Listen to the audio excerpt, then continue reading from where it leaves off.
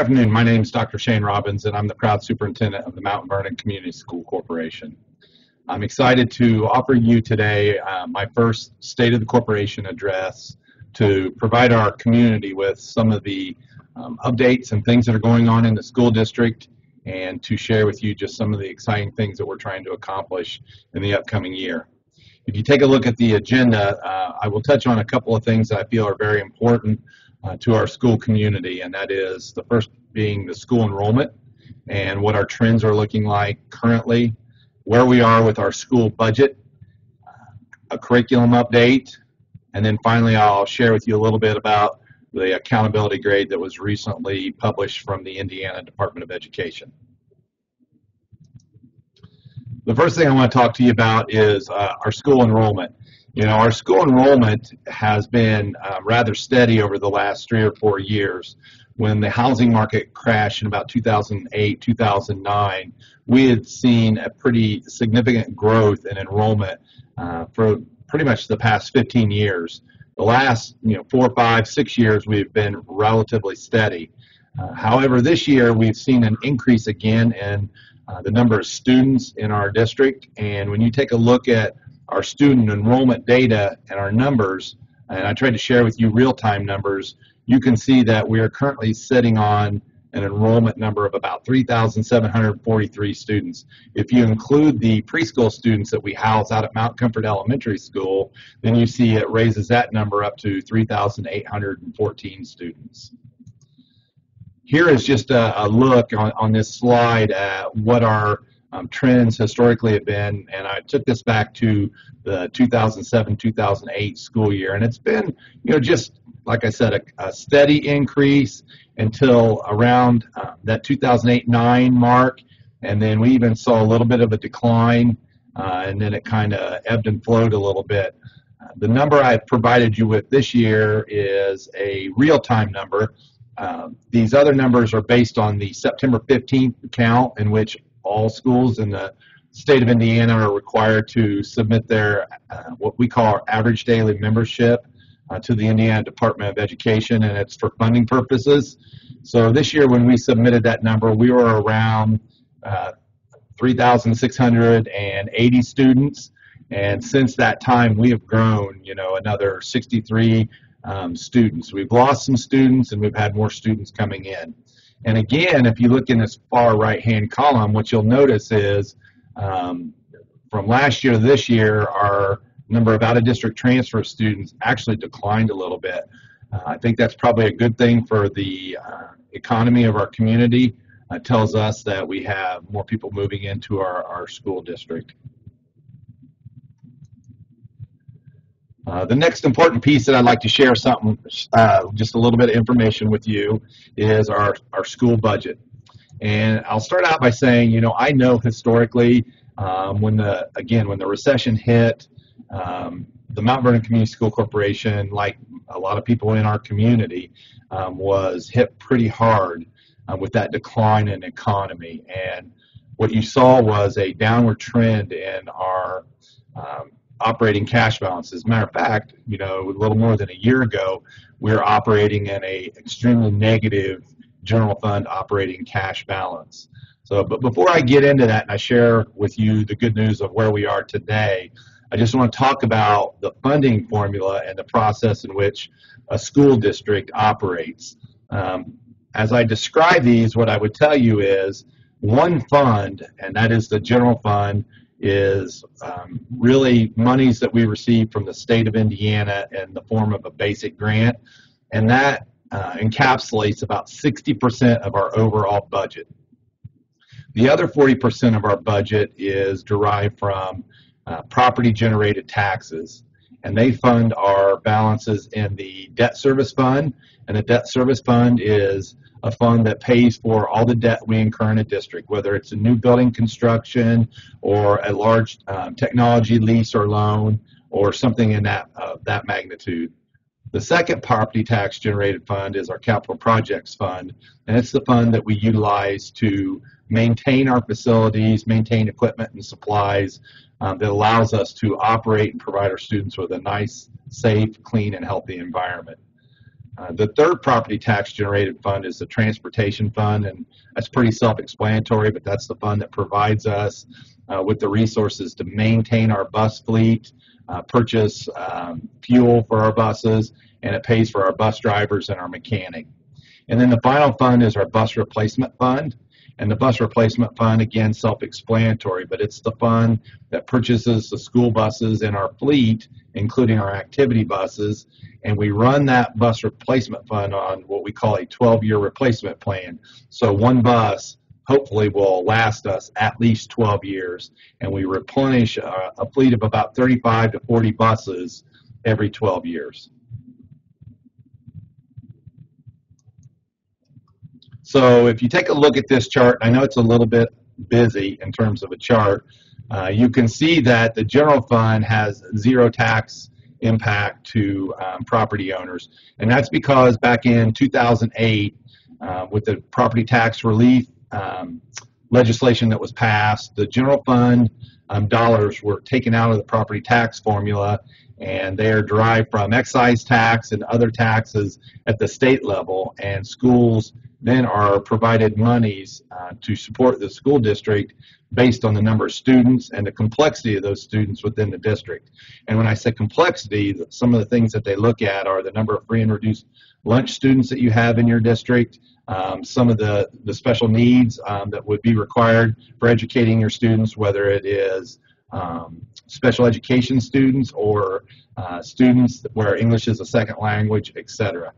What I will tell you is a year ago, Mount Vernon and schools like Mount Vernon saw some relief in terms of the amount of funding they received from the state as the state passed legislation to try to even up the formula where you receive money per child. And so, you know, up until that point, there was a pretty wide discrepancy between the formula for students in the Mount Vernon district versus students in some of the urban districts such as Gary, Indianapolis, and Fort Wayne. And so legislation looked at trying to balance that equation a little bit. And so in doing so, we saw a little bit of increase in our general fund formula. But the thing I'd like to point out to you here is if you look in 2012, we had a pretty high tax rate. I'm not really sure why it dropped so much in 2013, but we've been steadily pretty high. This year, our tax rate has dropped almost 10 cents down to $1.76, and that includes the 11-cent general fund referendum that was passed over a year ago to support and bring our operating balances in the general fund up to a positive and healthy balance. So I think that signifies of good times and things that are happening within our community currently. And here you can take a look at what our general fund operating balance has been historically dating back to 2011. And again, the red shows that we operated in a deficit. And we were very pleased to close out the 2015 year, again, with the support of the referendum dollars that our community was so gracious to pass that referendum. We saw our cash balance go up to just a little over $1.3 million. And just to give you a reference point on, or a sense of reference on what that should look like, the state recommends that you try to, at very best, if you can, carry almost 15 to 16% cash balance in your operating balance. And the reason for that is what that really signifies is if we have a tough month, or if we have revenue that's slow and being produced and returned to the school district from the state, we can go about business as normal without reducing programs or without minimizing staff for 2 solid months before we would start to see ourselves dip down into the red category. Now, you know, in my tenure as an educator, I've never seen that happen. I've seen us go 1 month where we were delayed payment by 1 month. But again, just to be safe, whether you have a bad month, you have some unexpected expenses, or whether your payment from the state is delayed, it's nice to have at least that 2-month cushion. And so as you can see, we are real close to that. And for us, you know, we're probably right about 7.5%, 8% cash balance. And here is just a simple little pie chart that gives you an idea of where our general fund expenditures go. And this is common in most districts. Actually, we're a little conservative in our district, but you can see we're about 65 to 68% of our general fund expenditures are on employee salaries, wages, and benefits. And then you also have some of your utilities that you cannot pay for out of capital projects in there, your insurance, retirement benefits, and then just other miscellaneous expenses. So again, what I'd like to share with the community is, we've tried to advertise and publish our monthly fund report. And the best way I can explain that monthly fund report is it's like a checkbook register. And to demonstrate that we are being very fiscally responsible with the money that we have and how we're operating and funding and managing the school district. And so as we see those fund balances continue to grow, while at the same time, I'd like it to be known that we're bringing back programming that a few years ago was eliminated and doing our very best to maintain and upkeep our current facilities. I hope we're demonstrating something that makes the community very proud of in terms of their school district. Quickly here, I'd like to share with you just a curriculum update.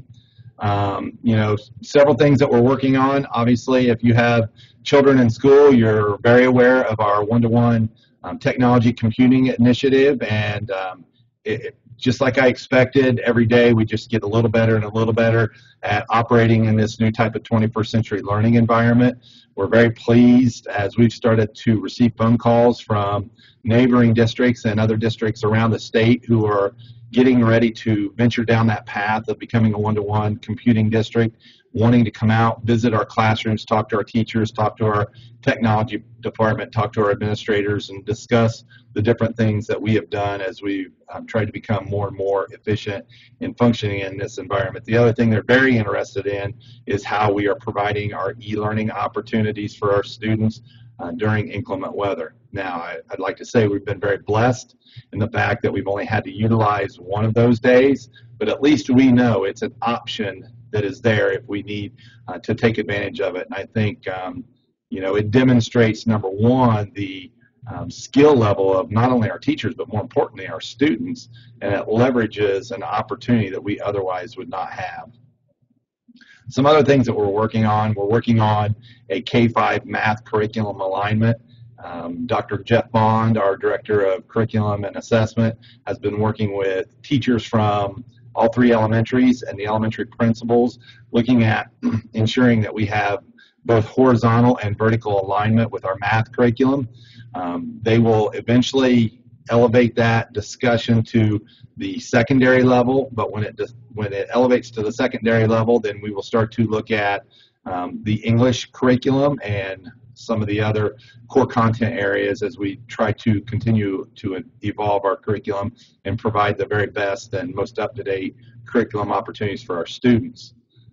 The second thing that I'm very excited about is the fact that we have received tremendous board support to enhance the high ability program within our school district. And, we do receive a little bit of grant money from the state of Indiana to provide a high ability program, but it's not much. And so we've tried to look at our programming and support that through our general fund to make it a balanced approach across the board to ensure that we're not leaving any of our kiddos out when we look at opportunities for those gifted and talented students that we have. So we've really focused this fall and winter on the elementary programming, and as we transition into the spring, we'll start to dig a little deeper into the middle school programming. The one thing I would say about high school high ability programming, it's one of those things that's ongoing and it's in place, and we support our high ability or high achieving students with advanced placement course opportunities. The high school administration is looking at opportunities to increase or start to put into the course catalog dual credit course requirements and dual credit course opportunities. And we're in the early phases of discussing what an early college entry program might look like at the high school. And so, those are all great and, wonderful opportunities that we're hoping that we're going to enhance, increase, and provide to our students at Mount Vernon. And then finally, I already touched on this, but the continued development of the district's one-to-one computing technology initiative and beginning to function more effectively and efficiently in a blended learning environment. The final thing I really, I'll touch on here real quickly, but if you followed the media at all, last year was a difficult year when you talk about ISTEP and school accountability. Unfortunately, school accountability and taking a state test is written in both Indiana law, and it's federal a federal requirement for us to ensure that we're providing that to our students in the state if we're going to receive federal funding. So with that being said, during this legislative session, we were very happy to hear that our legislators passed what we would call a hold harmless clause, understanding that there were a lot of flaws in the ISTEP test last year, and so we are status quo in terms of our accountability grade from last year to this year.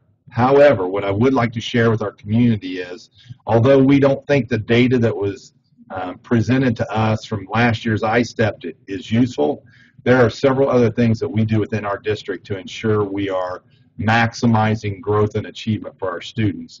And at the elementary level, we use assessments like M-Class, and we move that on up through the middle school, and all those grades we utilize an assessment called NWEA. And so those are all different types of what we call formative assessments that we can look at as a staff and make some decisions to inform our instruction to ensure that we are optimizing achievement for each one of our students individually.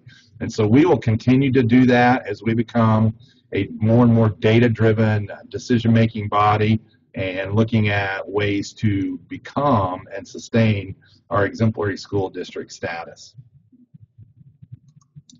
And finally, I will leave you with some links here that I'm sure most of you have access to. I would encourage you to visit our website often. It's not a static website. We do what we believe is a very good job of updating it with the most relevant information and things that are taking place in our district. The other thing I would encourage you to do is to go to the Facebook sites that all of our districts have, and Twitter sites and Twitter feeds. I have a Twitter feed at Dr._Shane Robbins, in which I send out updates, especially school delays and cancellations, and just stay in touch with us and understand that we understand that status quo is not a term that we like to utilize, and so we're going to continue to forge ahead to build the future of this school district and ensure we are being, one, fiscally conservative, but yet economically wise with the monies that we have in the district to provide the very best education possible for the students at Mount Vernon. And I will just leave you with this one final thing, and that is we truly do believe our motto in the fact that it's our responsibility to engage, educate, and empower today's students to seize tomorrow's opportunities. Thank you. If you took the time to watch this, I look forward to working for you in the future.